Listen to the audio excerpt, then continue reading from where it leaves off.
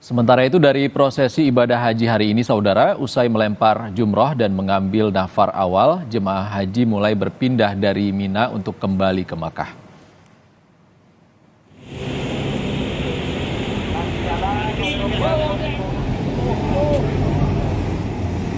Tanggal 12 Zulhijjah merupakan hari terakhir untuk jemaah melempar jumrah Ula Wusta Aqobah yang kemudian mengambil nafar awal.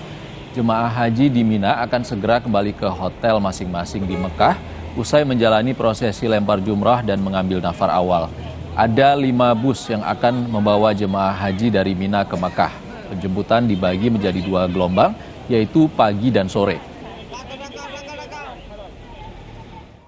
Bus yang disediakan untuk menjemput jamaah dari Mina menuju ke hotel yang ada di Mekah, yaitu sebanyak 5 bus. Dan mekanisme pengantaran bus atau penjemputan jamaah dari Mina ke Mekah dibagi 2 gelombang. Gelombang pertama di waktu pagi dengan asumsi waktu 05 sampai dengan 09.00. Ini sebanyak 25% jamaah.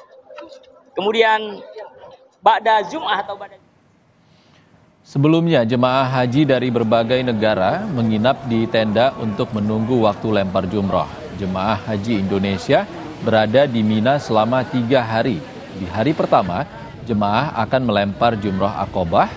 Hari kedua, jemaah melempar jumroh Ula dan Wusto. Salah satu tenda yang sering dikunjungi jemaah di Mina adalah tenda kesehatan. Tenda ini berisikan tim tenaga kesehatan, obat-obatan lengkap, dan kursi roda untuk jemaah lansia yang memerlukan.